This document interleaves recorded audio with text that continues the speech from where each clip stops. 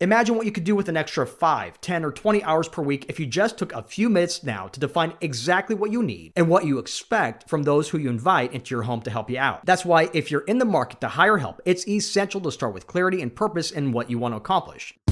Making a generational impact starts with one person, one family, one community. And so the Gen 1 legacy is my attempt to help first-gen tech professionals like you get your financial house in order so you can live your legacy.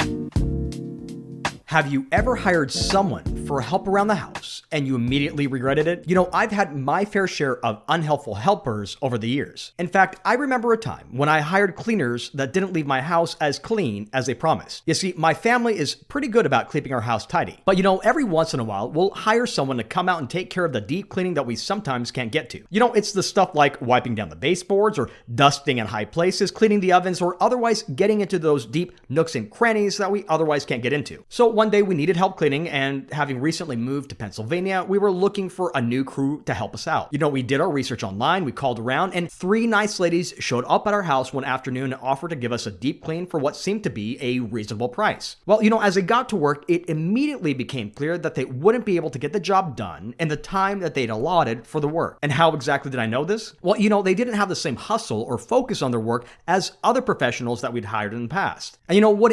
As soon as I left to pick up the kids from school, the crew took off. And you know, the biggest disappointment in all of this was that I could have done the work myself, but I just wanted to use my money to buy back some of my time so I could spend it with my family. But because of this bad hire, I'm left paying the price for the same work twice. Have you ever found yourself in a similar situation? Have you ever hired someone to help you out, but they didn't meet your expectations? Well, having lived in different parts of the country and having hired plenty of contractors over the years, here's one of the biggest lessons I learned when it comes to hiring help. If you want to achieve your desired outcome and effectively buy back your time, then it's crucial to have a clear set of expectations and a personal definition of success for your project before you get started. That's because having clarity not only prevents common pitfalls like cost overruns or unnecessary complications, it also ensures that you can devote more of your time to what truly matters, like spending time with your family, developing those close relationships, or chasing after your passion pursuits. So then, by clearly defining your success criteria and selecting help wisely, you'll be able to optimize the cost and the quality of the service you receive. But more importantly, by taking this approach, you're likely setting yourself up to more effectively buy back more of your time in the future. So then, why should you care about who or why you're hiring people around your house in the first place? I mean, shouldn't you just go out and find the highest rating service provider out there and just give them a call and schedule an appointment? Well, simply put, you should care because you have better things to do with your time. I mean, here's the thing. Given where you're at in your career, you've likely earned the ability to buy back more of your time, right? In fact, you're likely in a position where you're juggling the demands of a high-earning career, you're nurturing your family, and you're starting to focus on what your legacy looks like, right? So then, given all the responsibilities on your plate, you very well know that making the most of every single minute of your day is essential. That's why it's crucial to think about hiring help around the house, whether that's cleaners or gardeners, nannies, contractors, or personal assistants, not as just another expense, but as a strategic investment in your future. You see, as Joe Dominguez points out in his book, Your Money or Your Life, time is one of our most precious assets. Because here's the thing, you can't buy any more time. But what you can do is use your wealth to delegate tasks to people who can help you get your time back. In fact, by delegating daily chores and maintenance tasks on a regular schedule, what you're doing is effectively, you guessed it, buying back your time. So then you can use this bought back time to do things that add more value to your life and that move you closer to your long-term goals. But you know, it's one thing to hire out the work, and it's another to actually get someone to show up who will actually take things off your plate in a way that adds value over the long term. That's why what I'm talking about here is more than just getting someone to show up at the door. Instead, it's about creating more room in your life so you can thrive in areas that matter most to you and your family. So then when you approach the act of hiring help around the house as an investment in your quality of life rather than just another cost, it becomes a powerful tool to enhance your life and ultimately help you manage your busy lifestyle more effectively. All right, so now that you know that you need to be mindful about how you hire help, you're all set, right? Well, not so fast. Because here's the thing, without a clear plan or clear understanding of what you want to have accomplished, you could end up with projects that are over budget on cost, undelivered in terms of quality, and inefficient in terms of time management. Let me tell you another story. It's a story about a family much like yours or mine who decided to build an addition onto their home. In fact, this was no ordinary addition. This family had planned on adding a whole new floor to the top of their house. Now, the head of the household was named Tom, and Tom was a skilled builder but already had a lot on his plate. So then Tom teamed up with a contractor friend named Brian to help tackle this big project. Now, at first, things seemed to get off to a good start. That's because Tom's family started with intangible dreams and translated them into tangible blueprints. And so as they got started, they thought they'd done all the right things to prepare for this beautiful transformation of their house. So the crew breaks ground, the work gets underway, and Tom's family was excited to see how the structure of this new second floor was actually taking shape around their home. They were all talking about how in a matter of months, they'd finally be able to have the home that they've been dreaming about for so long. But before they can get to the finishing touches, Tom noticed something odd about the bills that were starting to come in.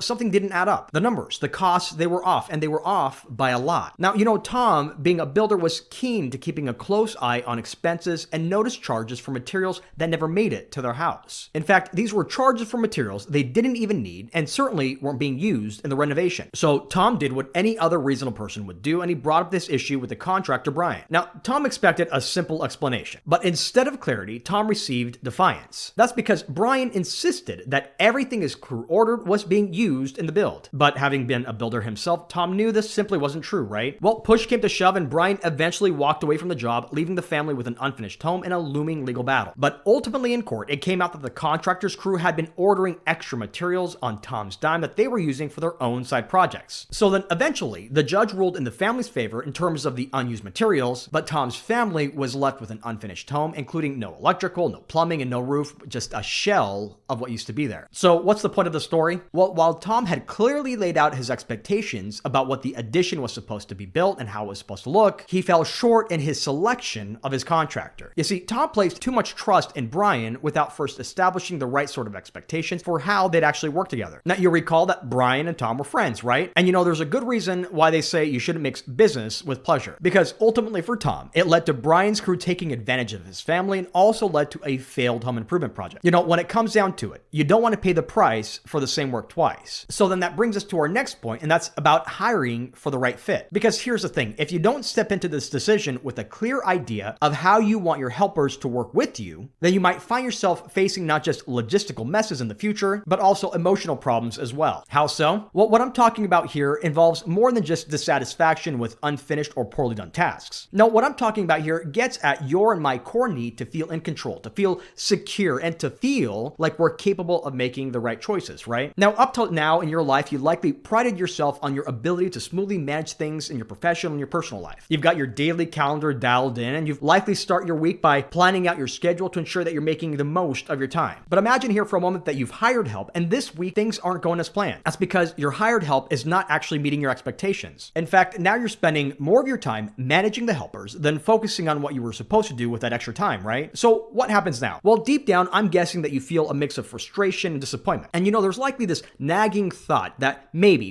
you could have done a better job in doing the work yourself than hiring out this work in the first place. So then the issue here isn't just about the financial costs. No, it's about feeling like you failed at something as personal as creating the right environment for your family because you weren't able to really buy back that time in the first place. And the truth is that you likely had this implicit expectation that hiring this individual should have made your life easier and more enjoyable. So I don't know about you, but when things don't happen the way I expect them, sometimes it can feel like a personal setback. Let me tell you what I'm talking about here. So last spring, I decided to hire a landscaper to help out around the house. Now, this is work that I typically do myself, like mowing or edging or pruning and generally keeping the yard around the house looking neat and tidy. In fact, it's work that I generally enjoy doing, but I decided that it was time to buy back some of my time. That's because with several changes taking place in my life, I knew that I could really use a few extra hours per week to have some time to myself to relax, to recharge. But ultimately, hiring this help gave me peace of mind knowing that someone was going to come by at a regular schedule to take this work off my hands. Now, this wasn't the first time that I hired a landscaper. In fact, years ago, just after my oldest was born, I hired a landscaper to help out around the house in anticipation of spending more time with my newborn baby. And back then, I got really lucky because the people I hired nailed the work without me saying anything about the work that I needed done. So what'd they do? They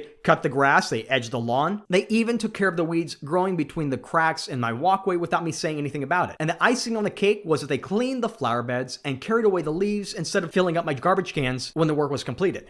This crew took care of everything in a way like they were reading my mind. But back then I must have been lucky or something because last year I didn't have the same experience. In fact, I had to call the landscaper back to my house multiple times to finish mowing the lawn because they missed a few spots. I even patiently and carefully described what needed to be done, but the poor guy still couldn't get it. And the way this crew was set up, there was one guy who would come by to mow and there was another guy who would come by days later to edge the lawn. It even got to the point where I didn't know know when exactly this crew would show up. And some weeks, the lawn was taken care of, but others would go by and I'd be staring at an overgrown lawn. It got to the point that driving by my own home was stressing me out. It got to the point that I wanted to mow my own lawn, but I was frustrated because I was already paying somebody to do the work, Well, long story short, I ended up parting ways with this crew and going back to taking care of business around the house myself. So what's the point here? Well, the point here is that a bad hire can take an emotional toll. That's because the discomfort of dealing with subpar work or the need to micromanage the work around the house reminded me of earlier times in my life where I felt out of control when my financial decisions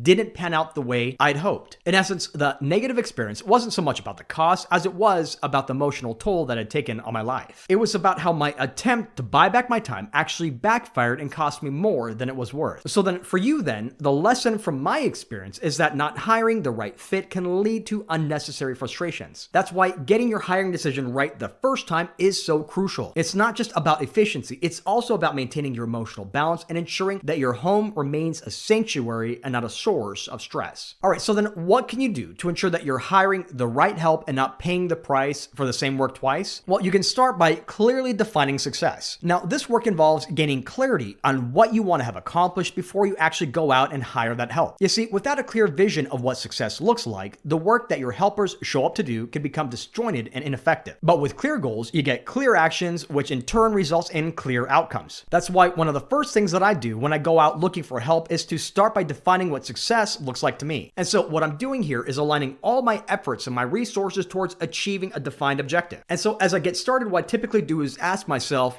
what specific outcomes do I expect to see once the project is completed? Here, what you want to do is focus not on how the work is supposed to be done. Instead, you're turning your attention to what, or more specifically, what you want to see this individual or this crew bring into reality. Now, if you're not sure what success looks like, then you might want to take the time to define your clarity by researching similar projects or getting to know industry standards or even consulting with experts so you can set the right expectations. Either way, what you want to get down from the start is to prioritize your non-negotiables. Then once you have it down on paper, be ready to articulate your vision in a clear way, in an effective way, once you get started negotiating with your potential service providers. Now, one of the biggest mistakes I've made in the past is to base my hiring decisions solely on price alone. That's because more often than not, these low-cost providers are likely focused on quantity instead of quality. And going with a low-cost provider is likely to turn you into another job that they simply rush through instead of focusing on you as a highly valued client. That's why when you're hiring for outcomes, what you're doing is ensuring that the quality of the work meets your needs and expectations and that it aligns with the goals that you meticulously set out in step one. And so here, when I'm getting ready to hire help, one of the first things I ask is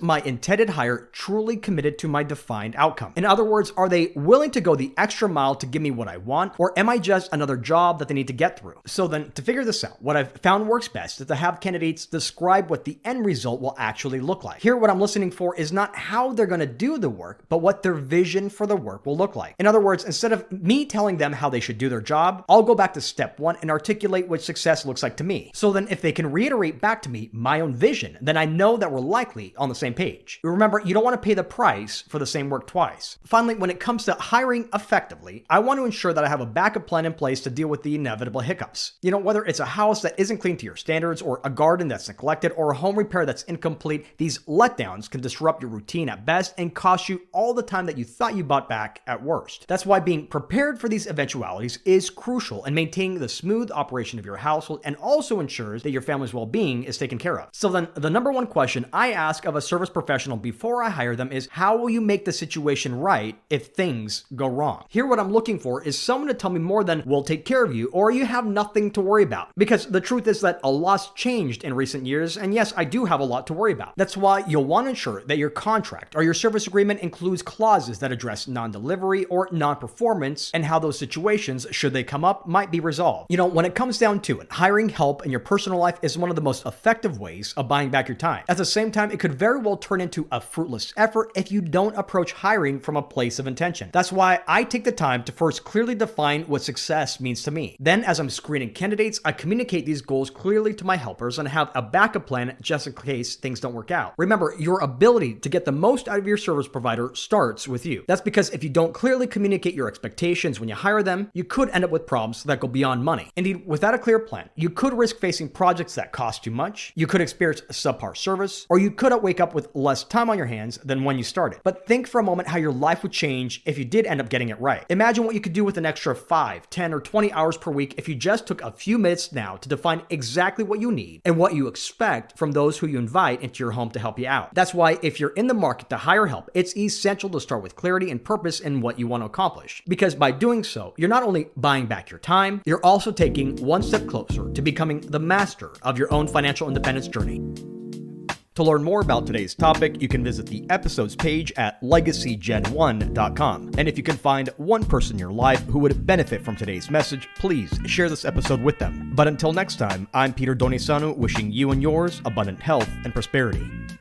The Gen 1 Legacy Podcast is brought to you by Franklin Madison Private Wealth. Franklin Madison Private Wealth is a registered investment advisor firm with its registration and principal place of business in the Commonwealth of Pennsylvania. Registration of an investment advisor does not imply a certain level of skill or training. The information shared today is not intended to be personal, legal, investment, or tax advice, or solicitation to buy or sell any security or engage in a particular investment strategy. The commentary and forecasts are limited to the dissemination of and general information pertaining to Franklin Madison Private Wealth's investment advisory services and are based on economic and market conditions that are subject to change without notice. For additional information about Franklin Madison Private Wealth, including fees and services, please contact Franklin Madison Private Wealth or refer to the Investment Advisor Public Disclosures.